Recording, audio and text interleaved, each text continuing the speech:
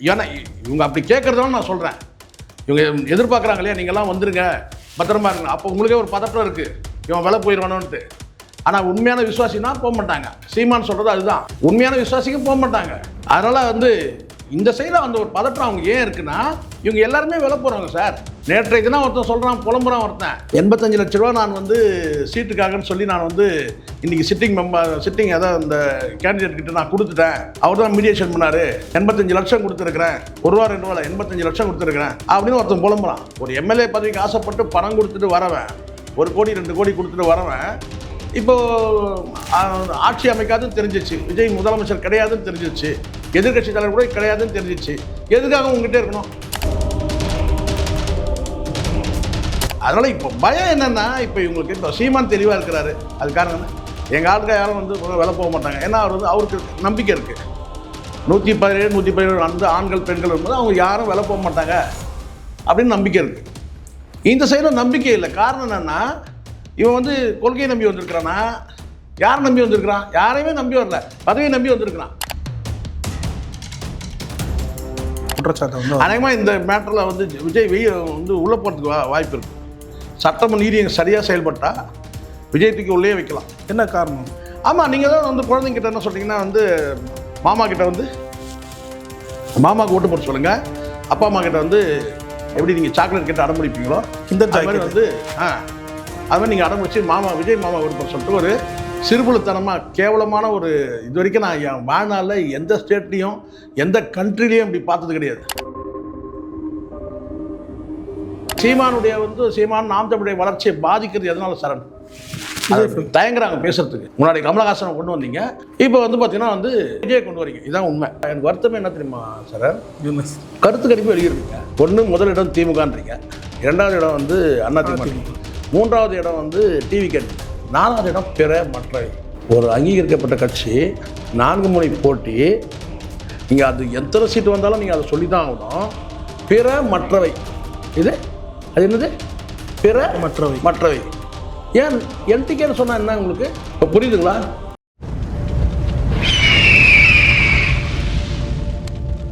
அரசியல் கருத நேயர்களுக்கு வணக்கம். இன்று நம்மோது இணையும் சிறப்பு மூத்த பத்திரிகையாளர் சேக்குவாரா ஜெய்சங்கர் அவர்கள். வணக்கம். வணக்கம் சார். வணக்கம் சார். நாம் தமிழர் கட்சியில் முக்கிய வேட்பாளர்கள், அந்த ஸ்டார் கேண்டிடேட் சொல்லப்படுறவங்க விதத்தில் திமுக சார்பிலையும் அதிமுக சார்பிலையும் பேச்சுவார்த்தை நடத்துனாங்க அப்படின்ற ஒரு செய்தியை வந்து அந்த வேட்பாளர்களே சீமான் வந்து சொல்லியிருக்காங்க. சீமான் அவர்கள் பெருசாக அதை எடுத்துக்கல, ஏன்னா இவர்கள் தடம் மாற மாட்டாங்க அப்படின்ற ஒரு உறுதியோடு அதை கடந்து விட்டதாக ஒரு செய்தி வந்து வெளியாகுது. மறுபுறம் பார்த்தீங்கன்னா விஜய் அவர்கள் நேற்று ஒரு கந்தன அறிவுறுத்தலே விடுறாரு, ஜெயித்தவனே எல்லாருமே பனையூர் அலுவலகத்துக்கு வந்துடணும் அப்படின்னு சொல்லிட்டு. ஸோ நம்ம வேட்பாளர்கள் தடம் மாறிடுவாங்களோ என்ற ஒரு அச்சம் விஜய் தரப்புக்கிட்ட இருக்கிறத பார்க்கும்போது சீமான் தரப்பு தான் அது இல்லைன்றதையும் புரிஞ்சிக்க முடியுது. எப்படி பார்க்குறீங்க இந்த கம்பேரிசன்? இல்லை, இதுக்கு வந்து நீங்கள் இந்த விஷயத்தை பொறுத்த வரைக்கும், அதாவது இந்த சட்டமன்ற உறுப்பினர், அது ஜெயிச்ச பிறகு சட்டமன்ற உறுப்பினர், சட்டமன்ற உறுப்பினரான பிறகு இது போன்ற சூழல் இருக்கு இல்லையா, இந்த தொங்கு சட்டமன்றம்னு வரும்போது பார்த்திங்கன்னா கடந்த காலத்தில் அது மாதிரி நடந்திருக்கு. கடந்த காலத்தில் தொங்கு சட்டமன்றம் வரலைன்னா கூட இந்த கட்சிகள் பிளவுபடுறது. இப்போ அதிமுக வந்து பார்த்திங்கன்னா ஜேஜா பிரிஞ்ச போது வந்து பார்த்திங்கன்னா எம்எல்ஏக்கெல்லாம் வந்து பஸ்ஸில் உட்கார வச்சு சுற்றுன்னு சுற்றுனாங்க. ஊரையே எங்கே எம்எல்ஏ இருக்கிறாங்கன்னே தெரியாது, எங்கேயும் ஒரு இடத்துல குறிப்பிட்ட இடத்துல வைக்காமல் ஒரு பஸ்ஸில் போட்டு அந்த பஸ்ஸுலேயே ட்ராவல் பண்ணுற மாதிரி எம்எல்ஏ எங்கேயும் ஒரு இடத்துல குறிப்பிட்ட விஷயத்தில் தூக்கிட போகிறாங்கன்னு சொல்லிட்டு அப்படி சுற்றின காலம் இருக்குது. இது எப்போன்னு கேட்டிங்கன்னா ஜேஜா பிரிஞ்ச காலகட்டத்தில் இருக்குது. ஏன் இப்போ கூவத்தூரில் உங்களுக்கு தெரியும்னு நினைக்கிறேன், 16 இபிஎஸ் வந்து பண்ணும்போது கூட பார்த்தீங்கன்னா கூவத்தூரில் கொண்டு வந்து உட்கார வச்சு தான் வந்து இந்த செலெக்ஷன் கூட நடந்தது உங்களுக்கு தெரியும். ஸோ அதனால் இந்த ஒன்று அரசியல் கட்சிகள் பிளவுபடும் போது, ஆளுங்கட்சியை வந்து பிளவுபடும் போது அப்போ வந்து இந்த மாதிரியான விஷயங்கள்லாம் நடந்திருக்கு. இங்கே மட்டுமே கிடையாது. இது நான் சொல்கிறது அகில இந்திய அளவில் கூட பார்த்திங்கன்னா சில ஸ்டேட்டில் வந்து கடந்த காலத்தில் வந்து காங்கிரஸ் பீரியடில் நிறைய நடந்திருக்கு. ஏன் எம்பிக்கள் கூட சில நேரங்களில் இந்த மாதிரி வந்து மெஜாரிட்டி வேணுங்கிறதுக்காக அப்போ வந்து கொண்டு போய் வந்து பதுக்கி வைக்கிறது, ஒழிச்சு வைக்கிறது, ஏதோ ஒரு பொருளை ஒழிச்சு வைக்கிற மாதிரி பண்ணுறது, அதெல்லாம் கடந்த காலத்தில் நடந்திருக்கு. அது மாதிரி இப்போது வந்து தொங்கு சட்டமன்றம்னு வரும்போது பார்த்தீங்கன்னா யாரும் அணி மாறிடக்கூடாதுன்னு சொல்லி அந்த மாதிரி வந்து பண்ணலாம் ஒரு வேலை. அப்படி பார்த்தா கடந்த காலத்தில் இதே வந்து விஜயகாந்த் அவர்கள் தேமுதிக சட்டமன்ற உறுப்பினர் கூட பார்த்தா பிரித்து மேய்ஞ்சிருக்கிறாங்க 2 கட்சியுமே. நான் சொல்கிறது திமுக அதிமுக. விஜயகாந்த் கூட்டு போங்க, நல்லது. அதுதான் சொல்கிறேன், அப்படிப்பட்ட தலைவருக்கே வந்து ஆப்பு வச்சு விடுங்க. அதுவும் இப்போ விஜயெல்லாம் வந்து பார்த்தீங்கன்னா வந்து சந்திக்க முடியாத தலைவர், நம்பிக்கை இல்லாத தலைவர் இல்லையா, அதனால் அனுபவம் இல்லாத தலைவர். அது மாதிரி கேட்டால் வந்து நீ என்னடா சொல்கிறது, நான் என்ன செய்ய, ஏன்னா இதில் இன்னொரு விஷயம் இருக்குது, ரொம்ப நீங்கள் குறிப்பாக இதை கவனிக்கணும்.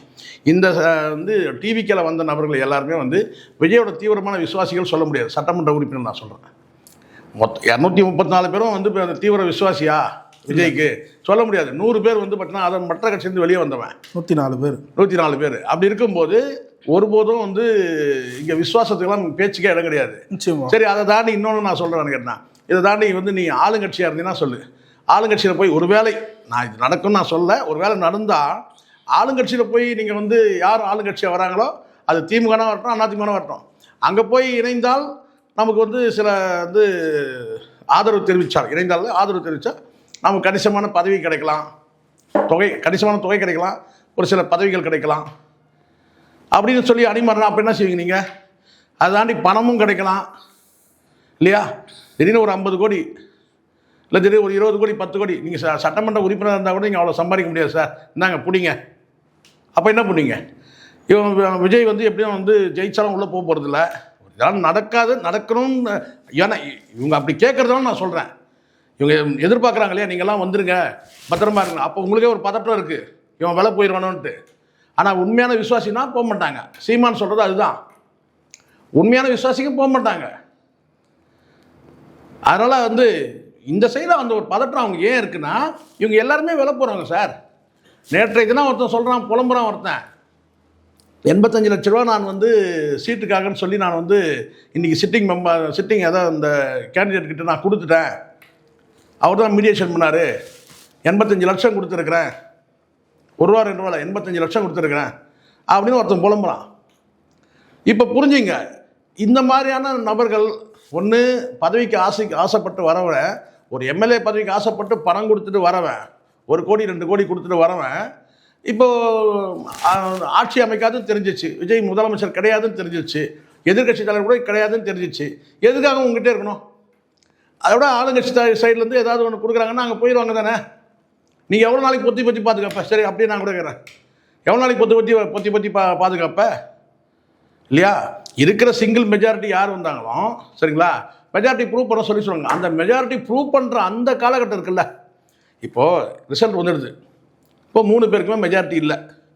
யாருக்கு வந்து பார்த்திங்கன்னா வந்து அறுதி பெரும்பான்மைன்றது இருக்கிறதுல மெஜாரிட்டி யார் இருக்கிறாங்களோ அவங்கள வந்து பார்த்திங்கன்னா வந்து கவர்னர் வந்து அழைக்கணும், நீங்கள் வந்து மெஜாரிட்டி ப்ரூவ் பண்ணுங்கன்னு சொல்லிட்டு அவங்க 118 காட்டி ஆகணும். அப்போ அவங்க எவ்வளோ குறையுதோ, 10 குறையுதோ 20 குறையுதோ, மற்ற இடங்கள் வந்து ஒன்று கூட்டணி கட்சியில் வந்து கேட்கலாம், அல்லது வந்து பார்த்தீங்கன்னா வந்து 3 பிரிவாக இருக்கும்போது இன்னொரு அணியை கூட கேட்கலாம், நீங்கள் வந்து எங்களுக்கு வந்து சப்போர்ட் பண்ணுங்கள் அப்படின்னு சொல்லி கேட்கறதுக்கு வாய்ப்பு இருக்குது சரிங்களா. அதுக்கு யார் வேணாலும் கேட்கலாம், அது விஜயாக இருந்தாலும் கேட்கலாம், அல்லது இல்லை அதுக்கான வாய்ப்பே இல்லைன்னு சொல்லும்போது பார்த்தீங்கன்னா மீண்டும் என்ன ஆகும்போது இதனால் அப்போ மீதி இருக்கிற 2 அணிகள் வந்து சேர்ந்து அவங்களுக்கு மெஜாரிட்டி வரலன்னு வச்சுங்க, அவங்களுக்கு மெஜாரிட்டி வரணும், அப்போ மறுபடியும் என்ன திருப்பி 6 மாதம் கழிச்சு திருப்பி எலெக்ஷன் வரும்போது அவ்வளோதானே. அதனால் இப்போ பயம் என்னென்னா, இப்போ இவங்களுக்கு இப்போ சீமான் தெளிவாக இருக்கிறாரு, அது காரணம் என்ன, எங்கள் ஆளுங்க யாரும் வந்து விலை போக மாட்டாங்க, ஏன்னா அவர் வந்து அவருக்கு நம்பிக்கை இருக்குது, 117 அந்த ஆண்கள் பெண்கள் இருக்கும்போது அவங்க யாரும் விலை போக மாட்டாங்க அப்படின்னு நம்பிக்கை இருக்குது. இந்த சைடில் நம்பிக்கை இல்லை. காரணம் என்னென்னா, இவன் வந்து கொள்கையை நம்பி வந்திருக்கிறானா, யாரை நம்பி வந்திருக்கிறான்? யாரையுமே நம்பி வரல, பதவியை நம்பி வந்திருக்கிறான். விஜய் நம்பி வந்திருக்கானா? இல்லை. மீதி 100 பேர் வேணாலும் சொல்லுங்கள், அவங்களாம் சார் ரசிகராக வந்தவங்க சார், விஜய் மக்கள் இயக்கத்தில் இருந்தவங்க சார் அப்படின்னு நீங்கள் சொல்லுங்கள், அது ரைட். ஒரு 100 பேர் வந்து பார்த்தீங்கன்னா வந்து அவனுக்கு தாவேக்காக்க சம்மந்தமே கிடையாது, சீட்டு கிடைக்கல, ஏடிஎம்கில் சீட்டு கிடைக்கலனாங்க, வந்தான் சீட்டு கொடுத்தா உடனே நின்ட்டான், அவ்வளோதான். இப்போ புரியுதுங்களா? இப்போ தான் விஜய்க்கு கட்சினா என்னன்னு தெரியும். இவ்வளோ நாள் அப்படியே வந்து உலாத்தி நின்ட்டான்ல, இப்போ தான் கட்சினா என்ன, விசுவாசம்னா என்ன. அவனா சொல்லுவான், ஐயோ தலைவரை பார்க்கனாலே முடியாது, அங்கே எதுக்கே அங்கே போய்ட்டு ஏதோ போனோமா சீட்டு கொடுத்தான் ஜெயிச்சிட்டோமா, அவனை சும்மா கொடுத்தான் சீட்டு, அமௌண்ட்டை வாங்கி தானே கொடுத்தான். அப்புறம் நீ அணி மாறிட்டேன்னு சொன்னாயோ, சும்மா ஒன்றும் இல்லையா, நான் வந்து காசு கொடுத்தேன் வாங்கியிருக்கேன் அப்படின்னுவான். ஸோ அதனால் இதுதான் அவங்களுக்கு ஒரு அவநம்பிக்கை, அதனால் அப்படி சொல்கிறாங்க. குறிப்பாக சார், இப்போது எலெக்ஷன் முன்னாடி கேம்பெயின் அப்போ விஜய் பேசின ஒரு விஷயம், குழந்தைங்க ஃபேக்டரை வந்து குழந்தைங்களை ட்விஸ்ட் பண்ணிட்டாரு அப்படின்ற ஒரு குற்றச்சாட்டை வந்து அநேகமாக இந்த மேட்டரில் வந்து விஜய் வந்து உள்ளே போகிறதுக்கு வாய்ப்பு இருக்குது. சட்டம் நீதி சரியாக செயல்பட்டால் விஜயத்துக்கு உள்ளே வைக்கலாம். என்ன காரணம்? ஆமாம், நீங்கள் தான் வந்து குழந்தைங்கிட்ட என்ன சொல்கிறீங்கன்னா வந்து மாமா கிட்ட வந்து மாமாவுக்கு ஓட்டு போட சொல்லுங்கள், அப்பா அம்மா கிட்ட வந்து எப்படி நீங்கள் சாக்லேட் கேட்டு அடம்பிடிப்பீங்களோ இந்த மாதிரி வந்து அது மாதிரி நீங்கள் அடம்பிடிச்சி விஜய் மாமா ஓட்டு போட சொல்லிட்டு ஒரு சிறுபுழுத்தனமாக கேவலமான ஒரு இது வரைக்கும் நான் என் வாழ்நாளில் எந்த ஸ்டேட்லேயும் எந்த கண்ட்ரிலையும் இப்படி பார்த்தது கிடையாது. இருக்கிறதுல ரொம்ப வந்து கீழ்த்தரமான வந்து ஒரு பிரச்சாரம் என்னன்னா, உங்கள் அப்பா அம்மா கிட்ட சாக்லேட் கேட்டு அடம்பிடிப்பீங்கல்ல. ஏன்னா அரசியல் அவ்வளோ கேவலமாக போயிடுச்சு. அரசியல்னா ஓட்டுனா என்னன்னு தெரியணும், அந்த குழந்தைக்கு ஓட்டுனா என்னன்னே தெரியாது. விஜய் மாமாவுக்கு ஓட்டு போட சொல்லி நீங்கள் அம்மா அப்பா கிட்ட வந்து நீங்கள் வந்து அடம்பிடிச்சு வந்து இது ஒரு கேவலமால இது. அப்போ நான் கேட்குறேன், இப்போது வாக்களிச்சாங்கன்னா இது இப்போ அதனாலேயே பல பேர் சுற்றி கிடக்குறான். எனக்கு நான் டிவி கேட்க தான் ஓட்டு போட சுற்றினுக்கிறான் பல பேர். இது பல பேர் என்ன சொல்கிறான், எதுக்குன்னா அதாவது வீட்டில் தெரிஞ்சால் வந்து குழந்தைங்க வர வரைக்கும் பிரச்சனை பண்ணும்பா, குழந்தைங்களை காப்பாற்றணுமா. சரி, குழந்தைங்களை காப்பாற்றணும்னா என்ன பண்ணுறது? தமிழ்நாட்டில் இன்றைக்கி இருக்கிற குழந்தைங்களை காப்பாற்றணும்னா என்ன பண்ணுறது? நான் டிவி கேட்க ஓட்டு போட்டேன். ஒருத்தர் தூக்கத்தில் சொல்கிறேன், நான் டிவி கேட்க தான் ஓட்டு போட்டேன், நான் விஜய்க்கு தான் ஓட்டு போட்டேன். ஏன்னா குழந்தைங்களை காப்பாற்றணும். குழந்தைகளை ஒரு நீதியரசர் வந்து கொதிக்கிறத நம்ம பார்த்தோம்ல. நீதியரசருக்கு வந்து ஒரு சமூக அக்கறையோடு வந்து இந்த குழந்தைங்கள்லாம் பாதுகாக்கணும். ஏன்னா என்ன நடக்குன்னு சொல்ல முடியாது. ஏன்னா ஒரு உயிர் போனாலும் வீட்டுக்கு கொண்டு வர முடியாதுல்ல. லாஸ் அவங்களுக்கு தானே. இப்போ 41 பேர் இறந்தாங்க சார். யார் சார் லாஸ்? 13 குழந்தைங்க சார். அதில் 13 குழந்தைங்க. அது மொத்தம் அவங்களுக்குலாம் என்னன்னே தெரியாது. ஒரு நடிகனை பார்க்கறதுனா ஆர்வம் கூட கிடையாது. அம்மா அப்பா கூப்பிட்டாங்க, போயிட்டாங்க, அவ்வளோதானே. 13 வந்து சிறார்கள் வந்து அவங்களுக்கு வந்து விஜய் வந்து பார்க்கணுன்னு ஏதாவது ஆர்வம் என்ன இருக்க போதா? இவங்க கூட்டிகிட்டு போனாங்க, அவ்வளோதான். அப்போது இதுதான் இந்த 41 பேர் திருப்பி கொண்டு வர முடியுமா? ஒருத்தர் கூட கொண்டு வர முடியாதுங்க. அப்போ இந்த இடத்துல மீண்டும் ஒரு 10 பேர் இறந்து போயிடுவாங்கன்ற மாதிரி ஒரு சூழல் வந்து அப்ராக்சிமேட்டாக சொல்கிறேன் நான். அதுக்கான வாய்ப்பு இருக்கா இல்லையா? அப்போ வந்து குழந்தைங்களாம் பாதுகாப்பாக இருங்கன்னு சொல்கிறாங்களா, அவங்களாம் நான் முட்டாளா? அப்போது நேற்றைய தினம் வந்து நானே ஒரு 4 மீடியாவில் பேசியிருக்கேன். குழந்தைங்களாம் பத்திரமா பார்த்துங்க, குழந்தைங்களாம் பத்திரமா பார்த்துங்க 4 மீடியாவில் நான் பேசிகிட்டு இருக்கிறேன். போகிற இடத்துல கேட்டு பேசினேன். ஏன்னா ஒரு நீதியரசர் வந்து சொல்கிறாரு, யாரெல்லாம் சமூக செயற்பாட்டாளர்களாக நீங்களாம் இருக்கிறீங்களா, யாரெல்லாம் சமூக ஆர்வலர் இருக்கிறீங்களோ, யாரெல்லாம் வந்து தலைவர்கள் நீங்கள் எல்லாரும் வந்து பேசுங்க, மக்கள்கிட்ட வந்து ஒரு அவேர்னஸை க்ரியேட் பண்ணுங்கன்னு சொல்லும்போது நம்ம அந்த இடத்துல வந்து பார்த்தீங்கன்னா 2 லைன் நம்ம இதை பேச வேண்டியது. ஏன்னா இப்போ நாளை மறுநாள் என்ன நடக்குன்னு சொல்ல முடியாதுல்ல சரண். ஒரு நெகட்டிவான ஒரு ரிசல்ட் வருதுங்க, விஜய்க்கு வருது, நோ டவுட்டு. நான் சொல்கிறேன் வருது. இந்த ஊடகம்லாம் சொல்கிறாங்கன்னா நீங்கள் நம்பாதீங்க. நான் நம்பல, பொதுமக்கள் யாருமே நம்பாதுங்க. பொதுமக்கள் சொல்லாதீங்க, இல்லைன்னா பொதுமக்கள் சொல்லுங்கள். இந்த பொதுமக்களை யாராவது வந்து இந்த ஊடகங்கள்லாம் வந்து பார்த்தீங்கன்னா என்கிட்ட வந்து மைக்கை நீட்டி நீங்கள் யாருக்கு வாக்களிச்சிங்கன்னு கேட்டாங்க, அப்படி ஒரு சர்வே பண்ணாங்க, சொல்லுங்கள். இப்போ இவங்களுக்கு வசதி ஆயிடுச்சு. ஆதாரம் இல்லாமல் ஒரு பத்திரிகை நினச்சா இவர் 100 சீட்டு வருவார், இவர் 110 சீட்டு வருவார், இவர் 130 சீட்டு வருவார் சொல்லலாம். யார் கேட்க போகிறாங்க ஆதாரம்? பாண்டே வந்து என்ன சொல்கிறாரு, திமுக தான் வந்து பரவலாக வந்து டிஎம்கே தான் வெற்றி பெறும்னு சொல்லி வந்து அநேகமான ஊடகங்கள் எல்லாம் சொல்லியிருக்கிறாங்க. ஒரு 2 ஊடகம் மட்டுமே தான் வந்து 2 மீடியா மட்டுமே அதிமுக வரும்னு சொல்லியிருக்கு, ஒரு மீடியா வந்து டிவிக்கே வரும்னு சொல்லியிருக்கு அப்படின்னு சொல்லிட்டு அநேகமான நிறைய ஊடகங்கள் வந்து பார்த்திங்கன்னா வந்து டிஎம்கே தான் வந்து வெற்றி பெறும்னு சொல்லிட்டு பாண்டே என்ன கேட்குறாருன்னா, ரொம்ப அறிவுபூர்வமான யாராவது இந்த மாதிரி கேள்வி கேட்க முடியுமா பாருங்கள். எவ்வளோ ஒரு ஷார்ப்பான நாலேஜ் வந்து பாண்டேக்கு இருக்குது பாருங்கள். யாருக்காவது இருக்குது அந்த அறிவு? என்ன சார் இதெல்லாம் இப்படி வந்து ஒரு சர்வே பண்ணி இந்த மாதிரி வெளியிடுறாங்களே இவங்களுடைய, அதாவது என்னன்னா இது ஒப்பீனியன் கிடையாது. இது வந்து பார்த்தீங்கன்னா எக்ஸிட் போல் வந்து பார்த்திங்கன்னா வந்து கணிக்கிறது. இதை வந்து பார்த்தீங்கன்னா இந்த மாதிரி கணிச்சிருக்கிறாங்களே, தேர்தலுக்கு முன்னாடி தான் வந்து ஒப்பீனியனு, இது வந்து கணிச்சிருக்கிறேன். அப்போது இது வந்து பார்த்திங்கன்னா அவர் வந்து கேட்குறதுன்னா, இந்த மாதிரி தேர்தல் கணிப்புன்னு போடுறாங்களே, ஏதாவது இதுக்கு வந்து ஆதாரம் போட்டிருக்காங்களா? யார் கேட்குறா? பாண்டே கேட்குறது, வேறு யாரும் கேட்கல. பாண்டே கேட்குறது இருக்குன்னா ஏதாவது ஒரு ஆதாரம், புள்ளி விவரம், ஏதாவது டேட்டா, ஏதாவது எவிடன்ஸு, யாருக்கிட்ட இவங்களுக்கு வந்து கணக்கு எடுத்தாங்க, என்ன சாம்பிள் எடுத்தாங்க, ஏதாவது இவங்க வெளியிடுறாங்களா அப்படின்னு கேட்குற இந்த பாண்டே ஒரு 3 நாளைக்கு முன்னாடி யாரெல்லாம் வெற்றி வாய்ப்பு இருக்குது, யாருக்கெல்லாம் வெற்றி வாய்ப்பு இருக்குது, இவர் இந்த தொகுதியை ஜெயிப்பார், அவர் அந்த தொகுதியை ஜெயிப்பார், இவர் இங்கே ஜெயிப்பார், அவர் அங்கே ஜெயிப்பார், இங்கே உட்காந்துட்டு கோயம்புத்தூர், கன்னியாகுமரி, திருச்சி, மதுரை எல்லாத்துக்கும் சொன்னீங்க. இந்த பாண்டே நீ என்ன ஆதாரம் போட்ட, நீ எங்கே போய் கேட்ட, யார்கிட்ட பேட்டி எடுத்த, எங்கே போய் சர்வே பண்ண, இல்லை நீ போல உங்கள் ஆளுங்க எங்கே போனாங்க, என்ன சாம்பிள் எடுத்தாங்க, கஷ்டம். இப்போ புரியுதுங்களா? இவனுக்கு எல்லாம் ஏமாத்துறாங்க. இப்போ இவனுக்கு திமுக மீது யாருக்கெல்லாம் அரிப்பு இருக்கோ அவன்லாம் என்ன செய்கிறான்னு கேட்டிங்கன்னா வந்து ஏடிஎம்கே வந்துடும், டிவிக்கே வந்துடும்ன்றான். சரிங்களா? இந்த சைடில் ஏதாவது நான் கேட்டால் வந்து இப்போ ஃபேவராக நீங்கள் யாருக்கு வேணால் நீங்கள் ஃபேவராக இருக்கலாம் சார், தனிப்பட்ட முறையில் இப்போ ஒவ்வொருத்தரும் ஒரு கட்சியை சார்ந்துருக்கலாம். ஆனால் ஒரு தேர்தல் அந்த கணிப்பு ஒரு நிறுவனம் சார்பாக நீங்கள் வெளியிடுறீங்கன்னு சொன்னால் விருப்பம் இருக்கக்கூடாது. இப்போ நானே சொல்கிறேன், விஜய் வெற்றி பெறவே கூடாதுன்னு நான் நினைக்கிறேன். டிவிக்கு அந்த கட்சி வந்து அழிக்கணும்னு நினைக்கிறேன், ஒழிச்சு கட்டணும்னு நினைக்கிறேன். அதுக்காக தான் நாங்கள் தொண்டைக்கையே கத்தியிருக்கிறோம். இப்போவும் கத்துவோம், நம்ம நாளைக்கும் கத்துவோம். அந்த கட்சியை ஊற்றி மூற வரைக்கும் கத்துவோம். நேற்று கூட பேசிட்டு வந்திருக்கேன், நல்ல நாள் பார்த்து கட்சியை கழிச்சா பெட்டர்னு. அது வேற. ஆனால் களத்தில் இன்றைக்கி இருக்கிற நிலவரம் என்ன, உண்மை நிலவரம்னு பேசும்போது பார்த்தீங்கன்னா அப்போ 3வது இடத்துல டிவிக்கே வரும்னு நாம் பேசுகிறோம். இப்போ இந்த இடத்துல இல்லைங்க 3வதுலாம் கிடையாதுங்க, ஒரு எம்எல்ஏ கூட வராதுங்க அப்படின்னு சொன்னேன்னா இங்கே இருக்கிறவங்க அத்தனை பேர் நான் முட்டாள் நினச்சி பேசுகிறேன்னு அர்த்தம். 3வது இடத்துக்கு வரும். ஆனால் முதல் இடத்துக்கு வரும்னு போட்டிங்கன்னு வச்சுங்க, ஒருத்தன் போடுறான் பாருங்க, இது 400 சீட்டு நரேந்திர மோடி ஜெயிச்சுவாருன்னு சொன்னவன், கத்தி கதறி வந்து பார்த்தீங்கன்னா வந்து காலில் வந்து கதறி அழுதவன் ஓப்பன் மீடியாவில், அவன் தான் மறுபடியும் சொல்கிறான். என்ன சொல்கிறேன்னா 98 120ன்றான்.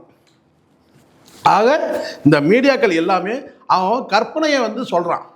அதில் நிஜம் இருக்கா அப்படின்னு சொன்னால் இப்போ எனக்கு நிஜத்துக்கு நெருக்கமாக இருந்தால் நான் எடுத்துக்கிறேன் சார். இப்போ நீங்கள் இருக்கிறீங்க, நீங்களோ இல்லை இந்த பார்வையாளர் யாராக இருந்தாலும் சொல்கிறேன், நீங்கள் ஒரு உத்தேசமாக நினைக்கிறீங்க யார் வருவாங்க இந்த இடத்துல, எந்த சார்பு இல்லாமல் அநேகமாக வந்து டிஎம்கே தான் வரத்துக்கு வாய்ப்பு இருக்குது. ஸோ இந்த வாய்ப்பு இருக்குது, ஆட்சியில் இருக்கிறாங்க, பணத்தை செலவு பண்ணியிருக்கிறாங்க, பணப்பட்டோட இறச்சி விட்டுருக்குறாங்க, 8000 ரூபா டோக்கன் தரேன்னு சொல்கிறாங்க.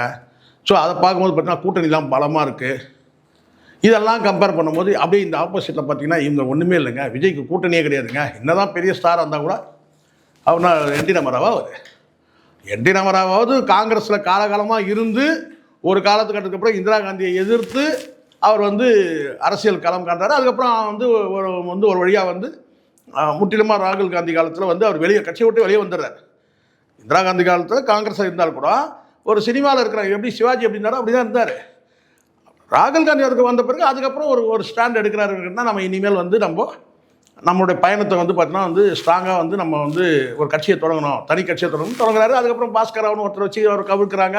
திருப்பி மறுபடியும் அவர் ராஜினாமா பண்ணிட்டு வந்துருக்காரு. மீண்டும் வந்து தெலுங்கு தேச பார்ட்டியை வந்து மறுபடியும் வந்து களத்தில் நிற்கிறாரு, மெஜாரிட்டியை ஜெயிச்சு வர்றாரு. அதுக்கப்புறம் மருமகனே அவனை கவுக்காரு. இதெல்லாம் நடந்துச்சு. ஆனாலும் முதல் வெற்றியில் வந்து பார்த்தீங்கன்னா 46% வாக்கு வாங்குறாரு யார், என்டி ராமராவ். ஆனால் அதே என்டி ராமராவுக்கு வந்து சமமான கூட்டம், என்டி ராமராவுக்கு வந்து சமமான கூட்டம் யாருக்கு வந்ததுன்னு கேட்டிங்கன்னா சிரஞ்சீவிக்கு வந்துச்சு. கூட்டம்னா கூட்டம், அப்படி ஒரு கூட்டம். அந்த மாதிரி மைதானம்லாம் இங்கே கிடையவே கிடையாது. ஆந்திராவில் தான் அப்படி இருக்கும், வானம் அப்படியே பொழந்துக்குன்னு, இது வானமே மறந்து போகிற அளவுக்கு மைதானத்தை பார்த்துருக்கீங்களா நீங்கள்? அது ஆந்திராவில் தான் இருக்கும் இது. ஸோ அப்படி இப்படி கொஞ்சம் அந்த பச்சை பச்சைன்னு எதுவும் பார்க்க முடியாது, அப்படி ஒரு மைதானம் இருக்கும். இங்கேயாவது போய் விவசாயிங்கிட்ட கேட்டு ஒரு மீட்டிங் போட்டாங்களே விக்ரவாண்டியில், மதுரையில் பாதி இடம் தான் எடுத்தாங்க அந்த மைதானத்தில், மீதி பாதி இடம் காலியாக தான் இருந்துச்சு. ஆனால் அப்படி கிடையாது, எத்தனை ஏக்கர்னே சொல்ல முடியாது. சிரஞ்சீவிக்கு அவ்வளோ கூட்டம் வந்துச்சு. அந்த கூட்டம்லாம் வந்தவொடனே முடிவு பண்ணுறாப்புல என்னென்ன இதை இப்போ எப்படி சொல்கிறானுங்க பாருங்கள், இது நாளைக்கு விஜய் வந்து ஆட்சி அமைக்க போகிறார் அப்படின்னு சொல்கிறாங்க பாருங்கள். அந்த மாதிரி அந்த கூட்டத்தை பார்த்து சிரஞ்சீவியே மறந்துட்டா, ஐயோ இவ்வளோ கூட்டம். கடைசியில் என்ன ஆச்சு, 17 எம்எல்ஏ, 17% 17 எம்எல்ஏ அவ்வளோதான் வந்துச்சு. பார்த்தாரு சார், நம்ம முதலமைச்சர் ஸ்ட்ரைட்டாக போய் முதலமைச்சர் நம்ம போய் இங்கே போய் இவனுக்கிட்ட உட்காந்துக்கின்னு இதுக்கு மேலே அந்த கட்சி வந்து அப்போ தான் உண்மையான தேர்தல் கணிப்பாளர்லாம் வராங்க சிரஞ்சீவிக்கிட்ட. அதுக்கு முன்னாடி கணிச்சவெல்லாம் வேறு. நீங்கள் முதலமைச்சராக இடம் சொன்னால் பாருங்களா, அவெல்லாம் சொன்னால் நீங்கள் ஆரம்பமே 17% வாங்கினீங்க, அட்லீஸ்ட் நீங்கள் வந்து பெரியவர்னா யார், தேவுடு, அவர் வாங்கினது 46, நீங்கள் ஒரு 30 வாங்கினீங்கன்னா பரவாயில்ல, நீங்கள் வந்து வாங்கினது வந்து பார்த்தீங்கன்னா 17 தான் வாங்கிக்கிறோம், இதை நீங்கள் 17 அப்படியே வந்து பார்த்தீங்கன்னா வந்து டபுள் ஆக்கிலாம் கொண்டு போக முடியாதுன்னு சொன்னது. அப்போ பார்த்தாங்க எதுக்கு இந்த இவங்களை வச்சுட்டு மல்லுகள் சூட்டோட சூடாக போய் காங்கிரஸை சேர்த்தாச்சு, முடிஞ்சு போச்சு.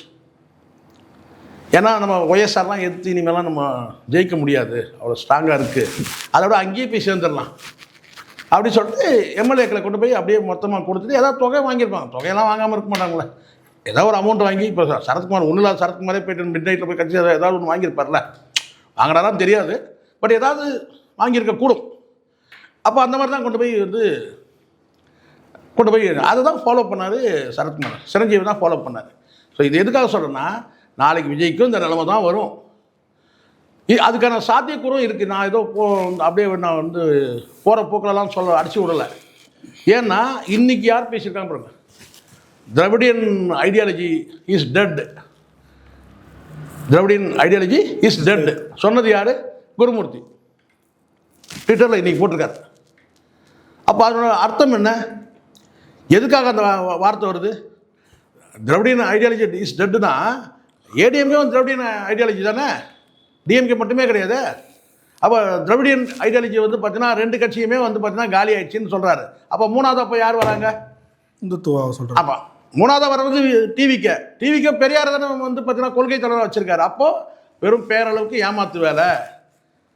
புதுசாக ஒருத்தர் வராருங்க, அவர் வந்து 98 120 சீட்டு ஜெயிச்சு வராரு.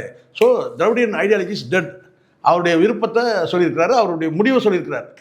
அது வந்து டெட்டா இல்லையா லைவான்றது அதுக்கப்புறம் தான் தெரியும். ஆனால் இப்படி திராவிடியன் ஐடியாலஜியே டெட்னு சொல்லக்கூடிய நபர்கள் வந்து நாளைக்கு வந்து பார்த்தீங்கன்னா தமிழ் தேசியத்தை மட்டும் எப்படி இவங்க வாழ வைப்பாங்க சொல்லுங்கள்? புதுசாக வந்திருக்கிற ஒரு நபர், ஒரு பக்கம் நீங்கள் வந்து இந்த வலதுசாரிகள் எல்லாம் வந்து பார்த்தீங்கன்னா வந்து அதிமுக கூட்டணி வச்சுட்டு, இன்னொரு பக்கம் என்ன சொன்னாங்கன்னா வந்து தூக்கி பிடிக்கிறானுங்க. யாரை? விஜயை தூக்கி பிடிக்கிறானுங்க. இதுவே ரெட்டை வேடம்ல சொல்லுங்கள். நீங்கள் எல்லோரும் வலதுசாரிகள் அத்தனை பேர் நீங்கள் யாரும் எல்லாம் ஏடிஎம்கே பக்கம் தானே இருக்கணும். அப்போ உங்கள் ஐடியாலஜிக்கும் பொருத்தமே இல்லாத ஒரு கட்சியில் போய் நீங்கள் வந்து கூட்டணி வச்சுருக்கீங்க. ஸோ வந்து திராவிட கூட்டமும் ஆரிய கூட்டமும் அங்கே மிங்கலாக இருக்குது. சரிங்களா? அங்கே யார்? எடப்பாடி கிட்ட. அப்போ இந்த இடத்துல வந்து நீங்கள் என்ன சொல்லிக்கிட்டா, விஜய் ஜெயிக்கிறத வந்து சிலாகிக்கிறாங்க எல்லாருமே, ஆண்டே உட்பட. எப்படியோ டிஎம்கே விழுந்தால் போதும். அப்போ இன்றைக்கி வந்து திராவிடியன் ஐடியாலஜி இஸ் டெட்னு சொல்கிறவங்க நாளைக்கு ஏன் தமிழ் தேசியம் இஸ் டெட்னு சொல்லக்கூடாது? சொல்ல முடியாது. நம்ம விருப்பம் என்னன்னா, இந்த திராவிட இயக்கம், இந்த திராவிட ஐடியாலஜி வந்து பார்த்திங்கன்னா எந்த வகையிலையும் தமிழ் தேசியத்தை வந்து சேதமாக்கக்கூடாது. ஆனால் ஆக்குது. அப்போ நம்ம என்ன சொல்லிக்கிட்டோம்னா, தமிழ் தேசியத்தை உள்ளடக்கிய திராவிடம் தான் நம்ம இங்கே இருக்கணும். ஆனால் இப்போ எப்படி இருக்குன்னா நிலைமை, திராவிடம் பேசிக்கிட்டு தமிழ் தேசியத்தை உள்ளடக்கி வச்சுருக்காங்க. தமிழ் தேசியத்தை வேணால் வந்து பார்த்தீங்கன்னா வந்து உள்ளடக்கி வந்து திராவிடத்தை சேர்த்துக்கலாம், அப்படி தான் இருக்கணும். ஆனால் இப்போ அப்படி இல்லை. தமிழ் தேசியத்தை புறக்கணிச்சுட்டு வந்து ஒரு திராவிட கூட்டம் வந்து பார்த்தீங்கன்னா ஆண்டுட்டு இருக்குது. அதுதான் வந்து அமைச்சர்கள் லிஸ்ட் எடுத்திங்கன்னா அங்கே ரொம்ப ரேராக வந்து பார்க்க முடியுது. அப்படி இருக்கக்கூடாதுன்னு தான் என்னுடைய ஐடியா. ஆனால் அதே சமயத்தில் இன்றைக்கி நீங்கள் திராவிடியன் ஐடியாலஜி வந்து பார்த்தீங்கன்னா இஸ் டெட்னு சொல்லக்கூடியவங்க நாளைக்கு ஏன் தமிழ் தேசியத்தை சொல்ல மாட்டீங்க? இல்லை, அப்போ இப்போ வந்திருக்கிறவன் யார்? அவன் தான் சொல்கிறான் திராவிடம் வந்து தமிழ் தேசியம் 2 கண்கள் சொன்னால. அப்போ அவனை நீங்கள் தூக்கி பிடிக்கிறீங்க. அவனை தூக்கி பிடிக்கிற நோக்கம் என்ன உங்களுக்கு? அவனை வச்சு தான் வந்து பார்த்தீங்கன்னா தமிழ் தேசியத்தையும் காலி பண்ணுறீங்க. இன்றைக்கி சீமான் நாம் தமிழுடைய வளர்ச்சியை பாதிக்கிறது எதனால சரண் தயங்குறாங்க பேசுகிறதுக்கு. முன்னாடி கமலஹாசனை கொண்டு வந்தீங்க, இப்போ வந்து பார்த்தீங்கன்னா வந்து கௌதமி மூலமாக கமலஹாசனை கொண்டு வந்தீங்க, திரிஷா மூலமாக விஜயை கொண்டு வரீங்க. இதுதான் உண்மை. கௌதமி மூலமாக கமலஹாசனை கொண்டு வந்தீங்க, திரிஷா மூலமாக விஜயை கொண்டு வரீங்க. இந்த விஜய் போனாலும் இன்னொருத்தனை கொண்டு வருவீங்க. அது யார் வேணாலும் இருக்கலாம், சிவகார்த்திகேயனாக இருக்கலாம், யார் வேணாலும். இதுதான் நடக்குது. அப்போ உங்களுக்கு என்ன கேட்டால் இங்கே எந்த ஐடியாலஜியும் வந்து ஸ்ட்ராங்காக வரக்கூடாது. இருக்கிற திராவிடியன் ஐடியாலஜிஸ் நாசமாகணும், தமிழ் தேசியமும் நாசமாகணும். அதுதான் இவங்க இந்த ஆரிய கூட்டத்தோட வேலையே. அதுதான் இந்த நாச வேலையை தான் செஞ்சுட்டு இருக்கான். இவனால் ஒன்றும் கிழிக்க போகிறது கிடையாது. விஜய் வந்து ஒன்றும் கிழிக்க முடியாது அவனால். நீங்கள் வேணால் பாருங்கள், சட்டசபைக்கே போக மாட்டான். நான் இங்கே எழுதி தரேன் உங்களுக்கு. இருக்கிறதுலே ஆக்சிடென்ட் அதிகமாகுது யாருன்னு கேட்டால், அப்படியே போனாலும் பில்டப் கொட்டுவாங்க, பயங்கரமாக கொட்டுவானுங்க, பில்டப் அடிப்பானுங்க. பாருங்கள், இது கோட்டை வாசலில் காலை வைத்தார், இது உள்ளே நுழைந்தவர் நேராக கக்கூஸ் போனாருன்னு வாங்க. இது பாருங்கள், வேணா பாருங்கள். கோட்டை கொத்தலும் அதிர்ந்தது, விஜய் கால் வைத்தவர் நடுங்கியார். இது முதலமைச்சர் பதற்றமானார். இவ்வளோ கேவலத்தை நான் எங்கேயுமே பார்க்கல சார். ஒருத்தன் போடுறான், இந்த மாதிரி கூட நான் எங்கேயுமே பார்த்ததில்லப்பா. ஒருத்தன் போடுறான், என்னன்னா சற்று முன் பத்திரிகையாளர் பார்த்து விஜய் கார் கண்ணாடியை இறக்கினார்ன்றோம். எப்படி கார் கண்ணாடி இறக்கிறது? பத்திரிகையாளர் பார்த்து இது கார் கண்ணாடியை விஜய் இறக்கினார். என்னடா இது? ஜெயலலிதா காலமே பரவாயில்ல போல இருக்க. இது நீங்களே சொல்லுங்க. இந்த மாதிரி கேவலத்தை நான் எங்கேயுமே பார்த்ததில்ல. ஏன்னா இவ்வளோ பில்டப் பண்ணுறீங்க. இன்னொரு பக்கம் நான் பண்ணுறான்னு தெரியுங்களா, எனக்கு வருத்தமே என்ன தெரியுமா சார், கருத்து கணிப்பு வெளியிடுறீங்க. ஒன்று முதலிடம் திமுகன்றீங்க, 2வது இடம் வந்து அதிமுக, 3வது இடம் வந்து டிவிகேன்றீங்க, 4வது இடம் பிற மற்றவை. ஒரு அங்கீகரிக்கப்பட்ட கட்சி 4 முனை போட்டி, நீங்கள் அது எத்தனை சீட்டு வந்தாலும் நீங்கள் அதை சொல்லி தான் ஆகணும். பிற மற்றவை, இது அது என்னது, பிற மற்றவை. ஏன் எல்டிகேன்னு சொன்னால் என்ன உங்களுக்கு இப்போ புரியுதுங்களா? அன்ப்ரூவ்டு பார்ட்டி டிவிகே ஒரு தேர்தலோட சந்திக்கவே இல்லை. இப்போ தான் தெரிய போகுது அதோட பலம் என்னன்றது தெரிய போகுது. ஆனால் அவனுக்கு போடுறீங்க.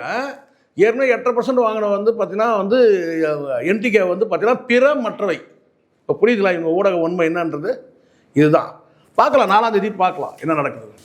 பல்லர் கேள்விக்கு தெளிவாக நேரத்துக்கு நன்றி.